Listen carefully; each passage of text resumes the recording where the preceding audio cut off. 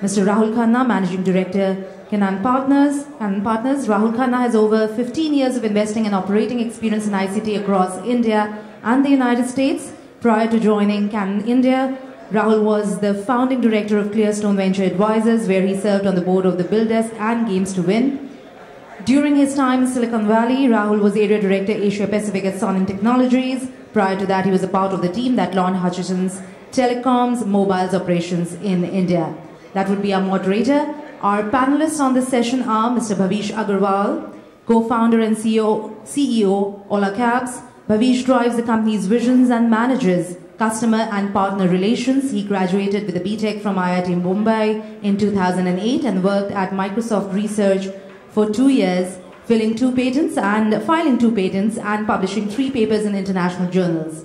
He decided to quit his job in August 2010 and moved to Mumbai to start Ola Cabs. Our next panelist right here on this session is Mr. Swapnil Srivastava, founder and CEO of Vriddhi Infocom. Swapnil is a BTech from IIT Mumbai and MS from Chicago. Prior to Vriddhi, he founded SeekNet Technologies. Swapnil has worked with Epiphany San Francisco and Motorola Research Labs, Chicago. Last but not the least, we have with us Mr. Ambrish Gupta, founder and CEO of Knowlarity. Ambrish has global work experience in business strategy, marketing, technology, and organizational effectiveness. Ambrish worked for McKinsey & Company in the United States. Prior to that, at Fraunhofer Institute for Computer Graphics, Germany, as researcher in the area of artificial intelligence. He graduated from IIT Kanpur and received his MBA from Carnegie Mellon University. Over to our moderator for the session, Mr. Rahul Khanna. Thank you. So, it's kind of a part empty hall, so you guys are the lucky ones because you've got 3 fantastic entrepreneurs here. We're going to share with you, I think, some lessons learned over the last few years. All of these folks have raised money from some fairly well-known global venture capital funds. I think between them, they've got a tiger in the tail, they've got a sequoia tree, they've got a bunch of people that have written checks to them. So I think, they've actually learned a lot of interesting lessons. And I thought what we'd do today is, try and keep this a little bit like a conversation and try and walk you through their journey to this point around fundraising. And really, it is a journey. It's not an end point. I think if you ask any of them, they never stop fundraising. In fact, one of them actually pitched me while we were briefing for this session. So I think it never stops. And I think that's one of the lessons around fundraising, that it's a continuous process. So I think, what I'll try and do is kind of ask each of them a few questions, and then, towards the tail end of it, if you guys have any specific ones, please feel free to ask them as well. So, I'm going to start with Bhavish, because I think they've raised money fairly recently from a fairly well-known fund. And I think the question really is, at what point did you decide that you needed institutional money, right? Help us understand, a little bit of what it took to get to that point, and how long had it been since you started your company when you said, I really need some money? I think the nature of the business really decides whether you need institutional money or not. And we, being a B2C company, Ola Cabs, right from the start it was clear that to scale it fast, to accelerate growth, we will need big checks. So we started in January 2011, and in May last year, we raised an angel round. The whole and sole goal of that round was to get to a stage where the whole proposition will become attractive for a VC to put in good money and then scale the business after that and beyond that.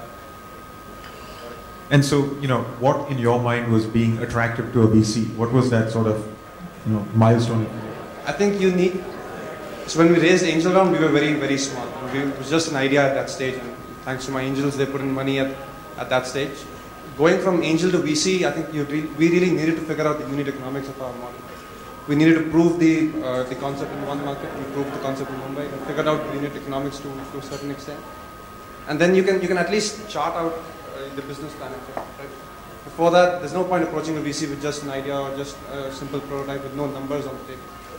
So you need to have some numbers. You need to have some projections. It's okay to have assumptions at that point, but you need to always be live to the fact that you have numbers around the assumptions, and the assumptions can change slightly. So Swapnil, you've actually raised 2 rounds of funding.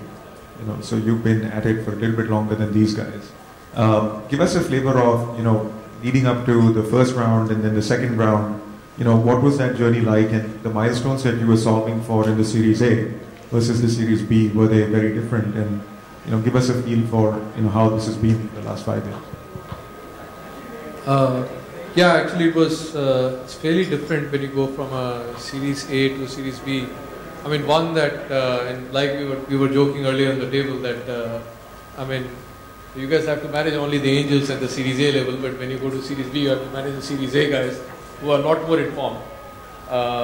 And the idea is that, you know, I think Series A, I don't know what you guys feel on that, but we felt that it was more about the story, it was more about, I mean, the thought, you know, how do we see the ecosystem evolving in the next few years.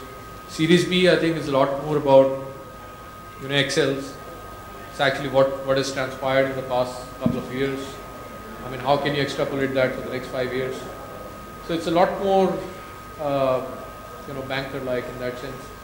So it's almost like the mindset has to be very different from a chap who's trying to impress upon the world that, okay, this is the next big thing, and we being a smart education platform company, education is something that, you know, everybody is excited about and passionate about. So it's a very interesting way to kind of articulate how education will evolve over the next 4 or 5 years. But when you come to Series B, it's like, okay, how it has evolved in the last 2 years and how can you extrapolate over the next 3 years. That is what you're trying to prove.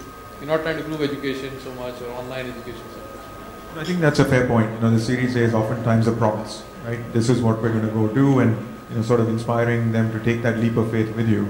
The Series B is around delivery, right? What have you executed? So I'm just curious, the B that you raised, was it for the same plan that you had promised in the A?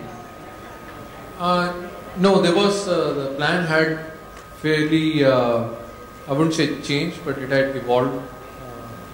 And again, the ecosystem in education has evolved significantly. In fact, now if you look at it, so we've been at it for the last 5 years. And 5 years ago, when we were trying to talk to Brilliant Tutorials and Akash Institutes and Punjab Technical Universities, we were trying to convince them, okay, online hota hai kuch, you know, people will do something there and try it. And now, 5 years later, we're trying to say, okay, I mean, online is yesterday, I mean, today is tablets, and, you know, Microsoft launched tablet yesterday. Google is launching this June end. A lot of the entire education is going to get coded on the hardware. So the plans have sort of also accordingly evolved from saying, okay, we are a tertiary supplement to education, to now saying, okay, education could be primarily digital for a lot of segments in education over the next few years. So our plan has changed accordingly. So I think that's an important takeaway, because, you know, your business will change, you know, as you grow from Series A to Series B, and, you know, more often than not, you know, the investment thesis around the Series A ends up being a little bit different from the Series B. And I think, you know, from that, you know, comes to the next question, which is, you know, as you went through this, and I guess, you know, I'll put Amrish on the spot. You know, did you have any outside advice? You know, was there somebody telling you what to do, what not to do, which investors to call? You know, where did you get sort of your guidance from, if you will? And then, you know, what was really important for you when you were raising money? Was it all about the valuation? Was it important that you had a brand name? Did you pick a particular partner? You know, give us a sense of, you know, how you went about finding the right money for yourself. Sure. So we raised angel round, and then we raised VC round also around 6-7 months back. For angels round, of course, we did not really have any advice, and it was the people that we knew, we raised money from them. But the VC round was, I think, so first of all, we got advice. We hired investment advisory firm, which was very helpful in kind of doing all the legwork, and also giving us some inside scoop of how this whole investment process unfolds, so we could prepare internally ourselves for, and then we could also invest some time in business and not just running around for investors and trying to raise money. So that was there, but in terms of choosing the partners, we basically reached out to around 15, 20 VC, the prominent VC firms in India.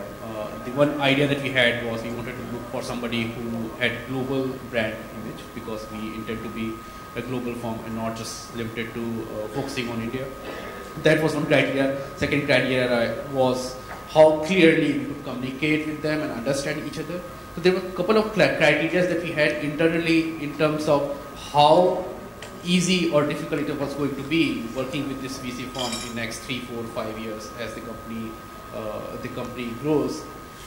But we did not have any specific filters around that we are going to go to this VC or this. It's very generalized filters. And how long did it take from the time you actually started working with the banker to actually getting the money raised? It's 9 months. So I think that's, yeah, it's like delivering a baby, right? So I think, most of us, who've been through this, and there's one of our investee companies here, and he'll talk about how long it took us. But, it is a journey, and I think most of you should start to pre-sell your opportunity, if you will.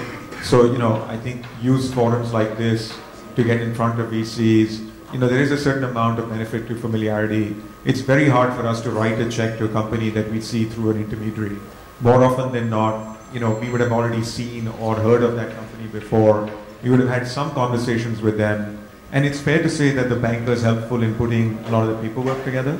But what we shy away from, and I think, a lot of early stage guys shy away from, is the beauty contest, right? Where a banker reaches out, sends you a proposal and says, are you interested?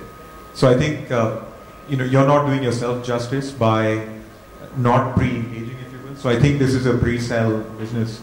And even as you're building it out, as soon as you get your seed money, I'd encourage people to start to talk to VCs and try and get on their radar and let them track you a little bit more proactively. So I think, each of you has raised different pools of capital, and depending on how capital intensive your businesses are, you chose certain amounts of money.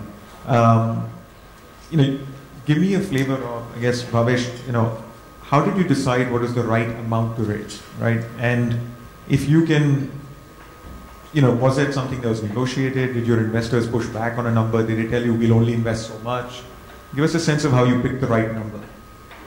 So again, the right number depends on the business you are in. B2B play might require a very different amount of capital versus a B2C business. We went, the way we went about it was we first charted out that where do we see ourselves 1 year down the line, 2 years down the line, and how much capital do we think we need based on our understanding of the market at that stage. How much capital do we think we need to get to that stage, right? And that's a number we then have a discussion on with the interested VCs. So our experience has been that the VCs do play around with that number a little bit, and that's fair enough because there's negotiation room there. But pretty much the entrepreneur needs to figure out for himself that, okay, this is the amount I need for the next logical step. The next logical step can be a Series B, it can be a strategic acquisition, it can be an IPO, but you need to figure out that in that range.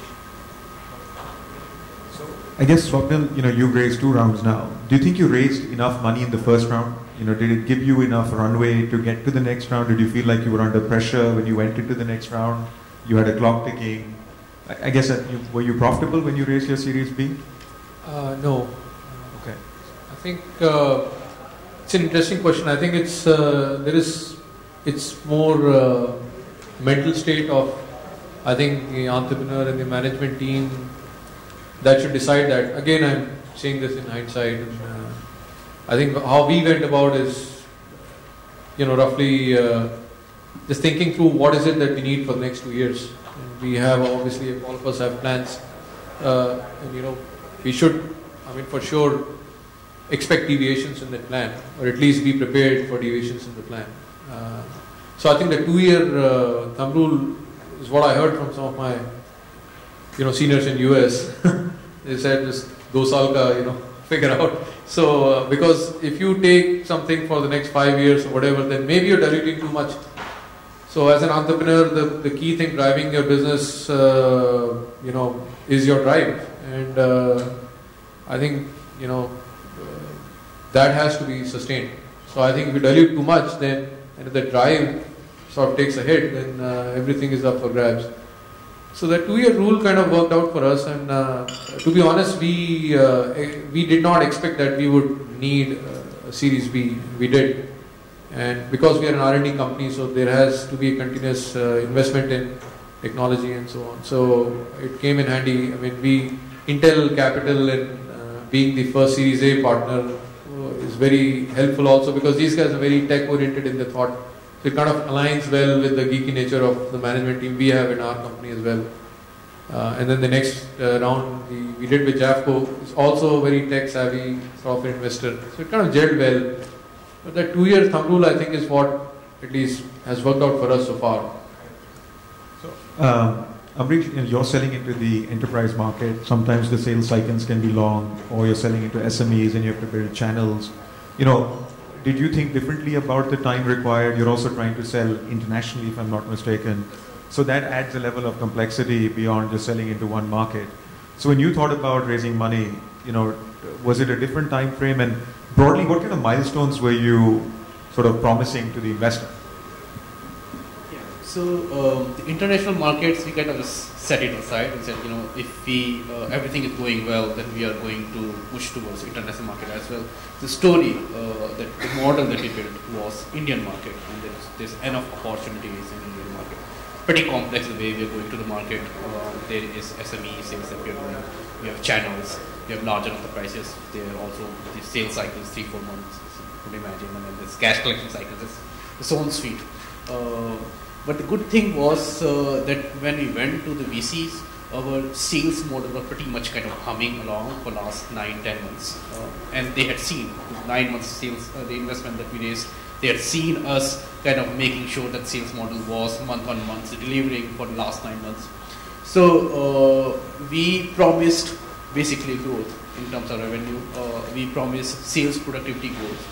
So you put in $1 of investment, and this is the revenue that you're going to get.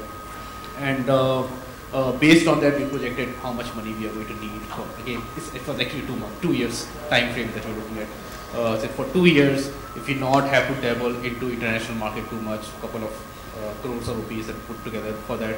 But if we do not invest too much there, how much money we are going to need to make sure that the Indian story continue to show as promising as we had shown in last 9 months, and how much money we'll need, and that's the money that we are available.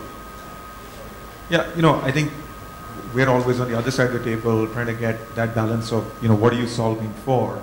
And sometimes we find people are stretching themselves, quite thin. They're trying to execute on adding new channels, adding new products, growing into new markets. I think for a lot of us, between the Series A and Series B, getting those unit economics right, showing some operating leverage, right? For every $1 in, I'm actually driving incremental sales beyond that, I think becomes very valuable. The other rule of thumb that you might want to solve for is, what can I do to create a sort of 3x to 5x lift in value, right? So between the Series A, so let's say you do a Series A at a $5-6 million valuation, you raise $4-5 million, can you get into the mid-20s sort of range for your next round of funding, right? Maybe a little bit higher. You've done really well, right? So I think what you want to try and think through is, what will I have demonstrated, meaningfully, so that I can demand a valuation of that scale, right? Some of it will come from momentum, some of it will come from, the growth that you've demonstrated. But it's important to keep that lift in mind, because your investor is also looking for that, right? Otherwise, they're not going to be very excited about raising money. And at that point, you and him are actually on the same side, right? So I think oftentimes, people think of us as sitting on the other side of the table. The fact is, once we're in the company, we're trying to maximize value as well. And you want to make sure that you are creating a dynamic where he's also seeing return on his money. Otherwise, he's not going to be in a hurry to raise capital, right? So I think that's an important balance to maintain. You've got to show them a lift in value as well. Can you talk a little bit about, and I guess, Swapnil, you've been at it the longest. Talk to us a little bit about the kind of reporting. For a lot of people here, you're going to have these guys who kind of fly in, fly out of your business every month, every 2-3 months. What kind of dialogue you have with them? How do you keep them aware of what's going on in the business? Is it a lot of inbound from them where, you have to sort of manage that communication? Do you reach out proactively? Because, for a lot of us who've not managed professional investors, it's a different dynamic. because it's no longer, our money, it's no longer our company, it's all of us now, sort of trying to get this to the next level, but they're not in your business every day. So give us a sense of how do you manage, their expectations from knowing what's going on. Yeah, it's actually a very interesting area of sort of, I would say, mutual discussion. And I think first few months with the investor, and we took slightly longer than we should have. But I think, if you agree on some sort of matrix that you can talk and sign off, say for a year, or at least for the next 2-3 quarters, is very helpful. And these matrix are not necessarily just financials. I mean, of course, revenue, cash balance are obviously obvious things that anyways all investors would want. But there's a lot of, intangibles, especially for an R&D company like us, how the interaction on the platform is. So for example, we were almost developing the platform the first 3 years, so there was almost insignificant revenue for the first 3 years of operations in the company. However, now we have, in this 5th year, we have more than 230 million questions analyzed on our platform. So I think that's almost like the largest in the world or something, which we intend to find out, by the way, with one of you guys helping us on that. But so now, is that a matrix that we could sort of agree with our investors that, okay, this is something that we can, articulate to you how our platform is scaling? And if they buy it, that, okay, this is a matrix I'll take. Of course, registered users, how many partners, how many questions, so we have almost 1.5 million posts on our community, so that's a matrix. So we've evolved with our investors around both financial and platform or non-financial matrix that we kind of have agreed. And now that tracking, as long as it is clear between the two parties, I think it's a very smooth discussion. The trick is, I think, the first quarter, get that discussion articulated. So Amrish, how much have you put your McKinsey training to work in putting together all of this fantastic reporting? And can you share some of that? Was it helpful to have had that kind of consulting experience and having dealt with large, companies? Was that something that you've been able to put to use, or? No, so it has been very useful. Knowlarity is, we are serving very large number of customers, and when you're serving very large number of customers, it's all about managing complexity. That is how you can have operational excellence that will come out to the customer as a service excitement.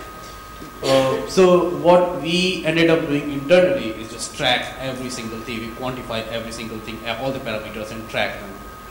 When we went and sold the story to the investors, they were also sold on the process excellence that we'll be able to serve today, X thousand, and 4 or 5 years, 100,000 customers in India and other places. They want to see how you manage this complexity. So what we ended up doing was aggregating all this, all these leading indicators, as we call it, and the financial indicators we call lagging indicators.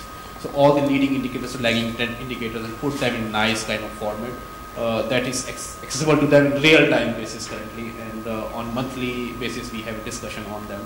So we discuss on more on leading indicators wise. And what we found was this was extremely useful in terms of managing the investors' fear, uncertainty, what is going on in the company, because anytime they want to see anything, they can just look at this, how the machine is working.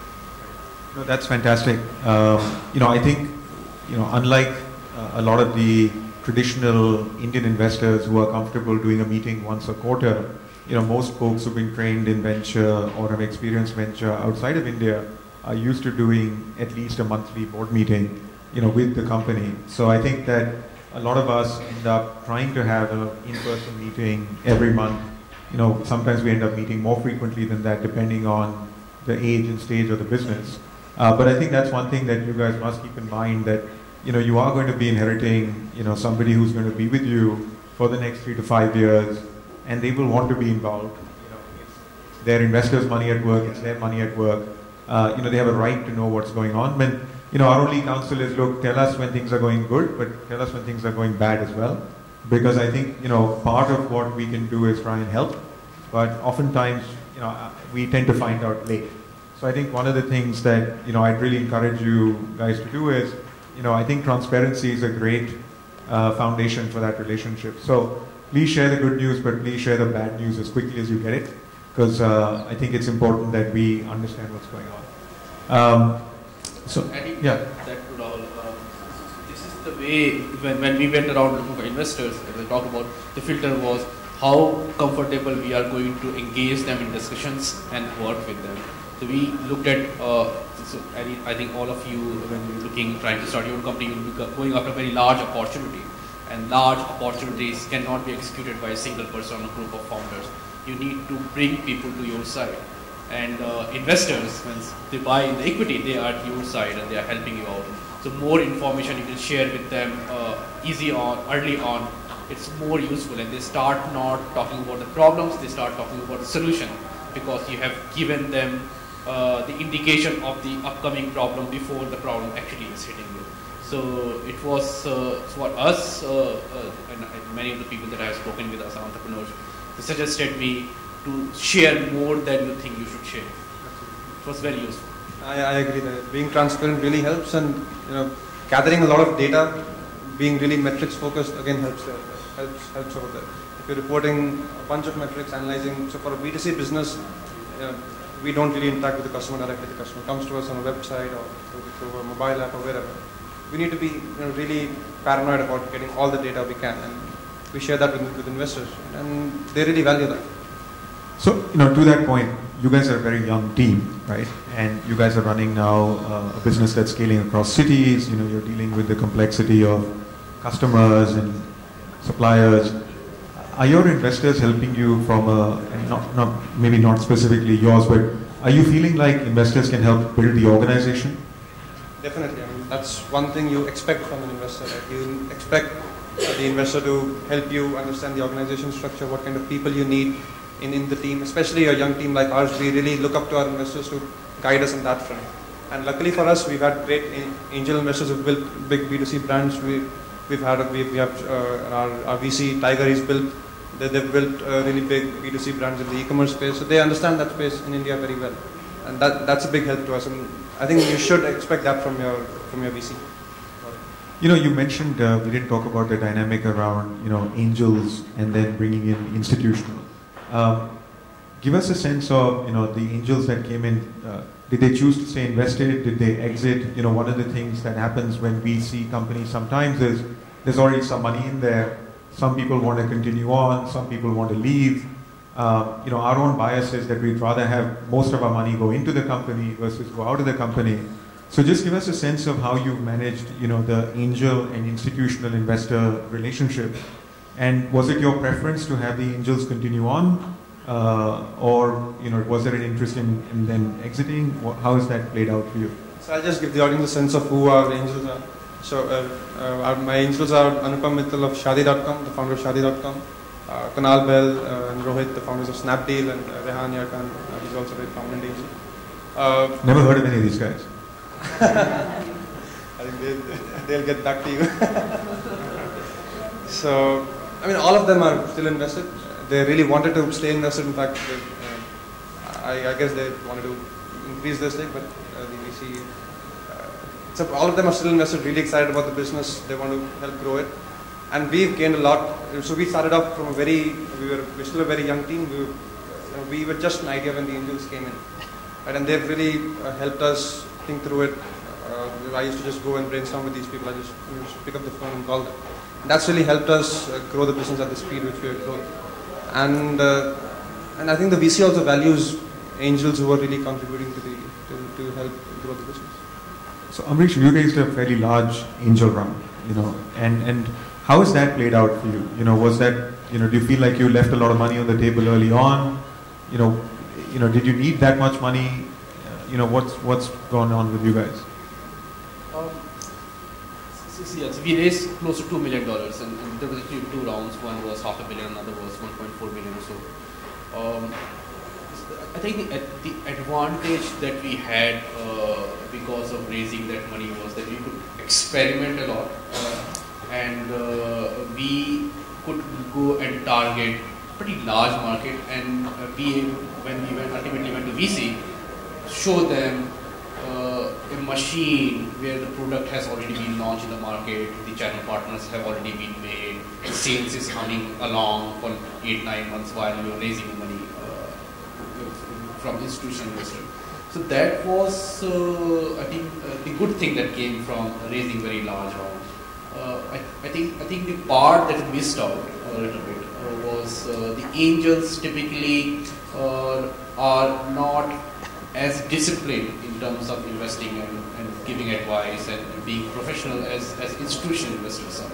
And that has impact on the company because there is less discipline. You can try out 5 different things and see how it turns out. And in some way it is good because you can experiment more, but in some way it is not good because it allows you to be defocused. So there are good and bad things about it. The good thing is Snowmode is going after a very large market. Bad thing is that we actually had a lot of experiments that did not turn out to be good. And did you get any specific inputs, from a domain level? Oftentimes we tell people go find an angel who sort of understands your business. Was that something that you looked for, or was it mostly friends and family, people who trusted you? I think absolutely. In our case, it was all the angel investors are US based, and they are not as plugged in the Indian startup community. But I would suggest that going after this experience, I think going to Indian angel investors is a very good idea because it gives you massive credibility. Because there's somebody who's pretty plugged in the investment community, already has seen your business grow and can vouch for it. Second is I think they help you in being focused, and because they have probably invested in a couple of more companies and they are at different stages, they are seeing the problem that you're going through a couple of times before. So in terms of credibility, in terms of helping with the business, in terms of getting you networked, I think going to professional angels is a very good idea. It's a very good idea. So, I think what I'd love to get a sense of is, if you could say, one thing that worked and one thing that you would do differently around the fundraising. So maybe start with you. What do you think worked in terms of getting the funding done, and what is the one thing that you should have done differently or could have done differently that you think, maybe it's too early for you, just raise the money, but what do you think was the thing that allowed you to close the round? I think one thing that worked for us. I'll say 2 things. One was having a great bunch of angels. Being a young team, you need successful people associated with you, people who can vouch for you, either directly or just by virtue of being together with you in the journey, right? That worked for us. That lends a lot of credibility to investors, especially in our case, which is based in the US, right? Other than that, I think right from the start we were really focused on numbers and data, and we were clear that we need to present very clear numbers in the next round when we go talking to a VC in the next round. That really helped. That really quickened the pace of discussion. So we closed our round in 2 months. How about yourself? Yeah, I would say that for us, we had just moved back from US when we started this venture. We took the money. In US, there's a lot of value around pure technology plays, R&D. There's Googles and Facebooks with stated goal that we will not do revenue in the first few years of operations and all that good stuff. That doesn't fly so much in India. So it took a while for us to say, well, I thought we were doing good. So I think, thankfully, as I mentioned earlier, Intel and these guys are very, very long-term strategic partners, and so that really helped. But when we went out meeting a lot of other, and again, like you guys, our angels are also, it's a smaller round, but they were also in US. But they didn't really care. They were just going by the couple of guys, by the profiles and names. But I think to understand the landscape, where you are, what the mindset of the investors is, what is the expectation. I think that is something that I personally think that we could have started moving faster on the revenue thing than just the R&D. Maybe that would have been a better thing for us, both from a valuation that we got in the Series B and so on. So there was some learning experience there. While on the brighter side, the good thing is like what you guys are also suggesting. If you come around people who are like-minded and who share your vision, and we are very fortunate to have investors like that. I think if you can latch onto that, even if I think we took Intel's money, which was maybe 10% at a discount, what we could have raised with some other people. I think that was a very smart move at that time. So there was some couple of things we did right, couple of things we could have learned. But I think it's more about, at the end of the day, you should feel right about your decision. So I think whatever you guys choose to design, and it's again the management team or the core promoters or whatever it is. I mean, if they feel something is right at that point, I mean, you should go by your gut, because you can't, overanalyze some things in this scenario. Everything changes. I mean, the whole goddamn ecosystem changes, so you can't overanalyze something. So the other thing is that, and that is also one thing, and Yogesh here is co-founder and CTO sitting in the chairs over there, he would vouch that we took a snap judgment on a couple of things when we were doing this round, and that paid off, because 2008 was a bad year and we raised, and then the economy just completely tanked. Had we sat on discussing with other VCs for another 3 months, God knows, we would not be here on this panel. So it's a learning experience. In terms of good things, I think what worked out was our focus right from the beginning in being very, very process oriented and being able to track everything as if we were going to, right from the beginning, go and build up $1 billion company with a very large number of customers. So when we were talking with the investors, we could quantify everything and give numbers that this is how it is currently and this is how it is going to scale. So they could envision in very concrete terms how this thing going to scale as time progresses. Other thing I think that worked out for us was it's looking at the business. It's coming a little bit from my consulting background. Is identifying part of the business, a part of the problems that we're solving that were risky. This could have potential high impact in the revenues or the productivity, and kind of identifying and solving, de-risking the business by solving them early on and showing to the investors that the difficult part of the puzzle, which were potentially risky, we are actually already 80% there or 70% there, and the rest of the stuff is basically just going by the numbers the way we're going. So that was very helpful for the investors. They could feel more comfort that this thing was going to scale without having too many uncertainties in the system. So that really worked out. I think the part that did not go as well as we would have wanted it to go, and that is actually the Bhavish, when he come down to me, I had given him suggestion, was that we were not prepared, fully prepared in terms of all of the research and the models when we met to investors. So I remember the first time I met Mohit in Sequoia, so I kind of started typing things on Excel sheet. So this was not good, and it left bad impression in some of the other investors that we went out to. So I would suggest before you go to investors, kind of go through a couple of your own iterations in your mind and kind of chart it down on how it is going to go on paper.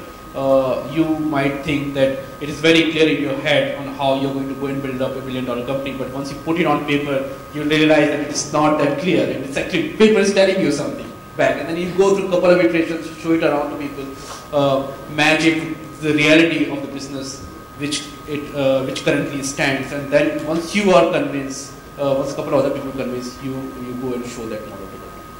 So I'll just talk about one thing which I feel we could have done differently. So we were lucky to close our round very fast. We closed it in 2 months, which is actually very fast. We did not really plan. So when we started out raising the money, we did not have too much money in the bank. So we didn't really plan it as well. If I would have gone back, I would have maybe started raising money a month early. I mean, we got lucky and closed the round fast. But you need to plan for at least a 3 to 5 month window to raise VC.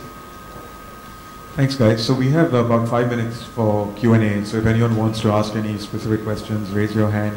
Please identify yourself, and then if you want to address someone in particular, just let us know.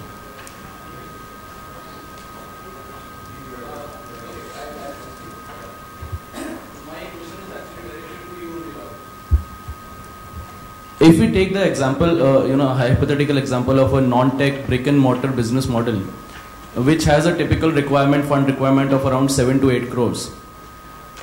is it advisable to first go in for an angel funding to do some kind of a legwork and then probably go in for the second round of funding, or to prepare yourself fully? I mean, you cannot prepare yourself 100%, but to whatever extent possible, and then go in for a single round of VC funding. There's another question which... We'll keep it one. Sure. Right now. Okay. So, I have to, put on record, one, we don't do brick and mortar, right? So I think that, for whatever it's worth, the input will be more anecdotal. Absolutely. These businesses are pretty linear. They keep requiring capital to scale. I think you want to start with a decent enough valuation. So having some real proof points, which you will typically get from, maybe get some angel money, put one store up, show some real business there. Then probably makes sense to go and ask a VC for a meaningful valuation. I think no amount of paperwork that you can prepare will justify a big number if you have nothing on the ground. So my suggestion would be probably start small, show one unit working, explain to them why this catchment area makes sense, explain why you can scale it. Because most of these businesses keep needing money to grow. And if you start with diluting a lot up front, you won't have a lot left over. So I think that's the one challenge with a lot of the retail businesses. Okay. Another question related to this. Does anyone else have a question? Otherwise we'll give them another shot. All right, go ahead. Okay. If a company goes in for 2 rounds of funding, how does the promoter, the entrepreneur, safeguard his control in terms of the liquidation of equity that happens over a period of time over the 2 fundings? So the best safeguard is to actually make the business work, right? So if you are doing well, your interest will be protected. If you're not doing well, and you feel like you're giving up too much, don't raise money, right? I think it's a pretty self-policing mechanism. So I think, the guidance that we have is when you raise your seed round, try not to dilute more than 15%, right?